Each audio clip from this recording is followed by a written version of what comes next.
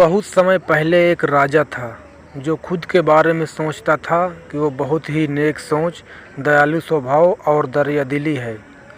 उसे लगता था कि वह हर स्थितियों को सही से समझने, हर बात पर न्याय करने और हर विषय में उचित विचार रखने वाला व्यक्ति है। राजा की 3 बेटियां थीं। एक दिन उसने अपनी बेटियों को बुलाकर कहा, मेरे पास जो भी है वो सब तुम्हारा है। तुम तीनों को मुझसे ही जीवन मिला है। मेरी इच्छा अनुसार ही तुम तीनों का भूत, वर्तमान और भविष्य बना हुआ है, जो आगे भी ऐसे ही बना रहेगा। मैं ही तुम तीनों का भाग्य बनाता हूँ। राजा की यह बात सुनकर उसकी 2 बेटियों ने शांत मन से राजा की बात में हामी भर दी, लेकिन तीसरी बेटी ने ऐसा नहीं किया। उसने कहा, नहीं, मुझे तो नहीं लगता है कि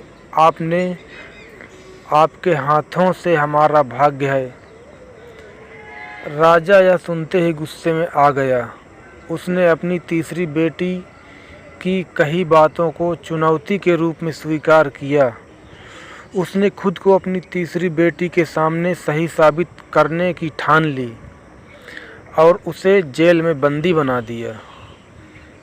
इस वजह से राजा की तीसरी बेटी कई सालों तक जेल में ही बंद रही। राजा और उसकी बाकी की बेटियां राजसी जीवन जीते रहे। राजा मन ही मन सोचता था कि यह मेरा ही हुक्म है जो मेरी जिद्दी बेटी जेल में कैद है।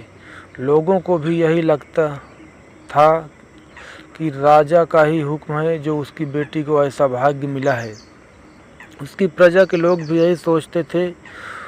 उन्हें भी लगता था कि राजा की तीसरी बेटी ने जरूर कोई गलत कार्य किया होगा, तभी उसे जेल में कैद रखे हैं, वरना कोई भी पिता अपनी बेटी के साथ ऐसा क्यों ही करेगा। राजा कभी कभी जेल में कैद अपनी तीसरी बेटी से मिलने के लिए जाता था।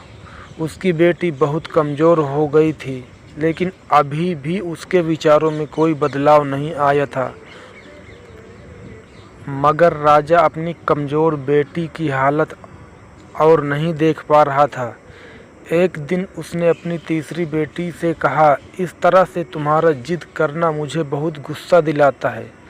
अगर तुम इसी तरह मेरी आंखों के सामने रही तो गुस्से में मैं ना जाने क्या कर बैठूंगा। मैं तुम्हें मौत की सज़ा भी दे सकता हूँ, लेकिन मैं एक अच्छे दिल का हूँ, इसलिए मैंने सोचा है कि तुम अब मेरे राज्य के पास के ही एक जंगल वाली ज़मीन पर जानवरों के साथ रहोगी।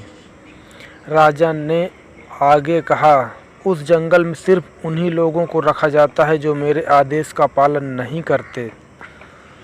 तुमने भी अपनी जिद की वजह से मेरी बात नहीं मानी, इसलिए तुम भी अब वहीं मौजूद लोगों के साथ अपना पूरा जीवन काटोगी। इसके बाद तीसरी बेटी को उस जंगल की ज़मीन पर रहने के लिए भेज दिया गया। वहाँ वह फल और सब्जियाँ खाने और एक गुफा में रहने लगी।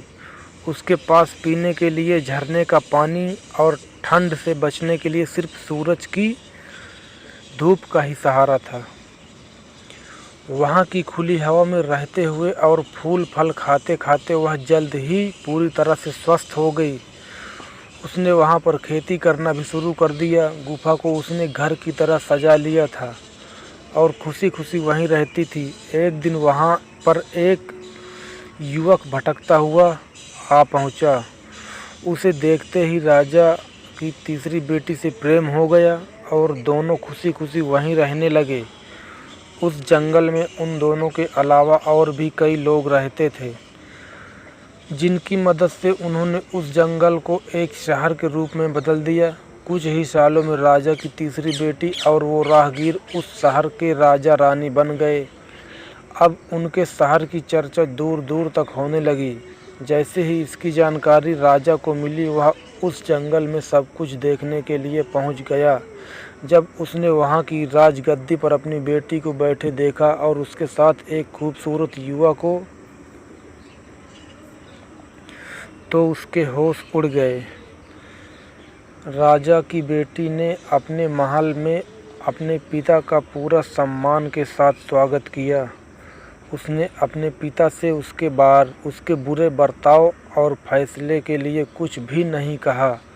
जैसे ही राजा वहाँ बैठा तो उसे एक आवाज़ सुनाई देने लगी जो कह रही थी कि हर इंसान स्वयं ही अपना भाग्य बनाता है और अन्य इंसान किसी और का भाग्य नहीं बना सकता।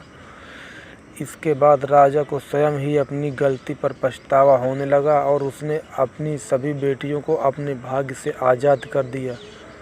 उसने अपनी तीनों बेटियों से कहा, भले ही तुम तीनों का भाग्य मेरे हाथों में है, लेकिन हर व्यक्ति खुद ही परिस्थितियों के अनुसार अपना भाग्य अच्छा व बुरा बना सकता है। इस कहानी से हमको सीख मिलती है, कोई भी व्यक्ति किसी का भाग्य बिगाड़ या बना नहीं सकता है। हमारा भाग्य स्वयं हमारे हाथों में होता है, जिसे हम अपनी सूझबूझ से बुरी परिस्थितियों में भी अच्छा बना सकते हैं। तो दोस्तों, हमारी आज की कहानी यहीं पर समाप्त होती है।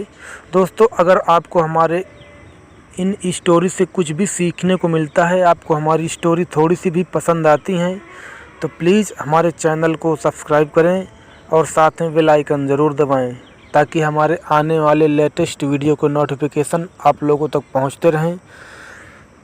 धन्यवाद।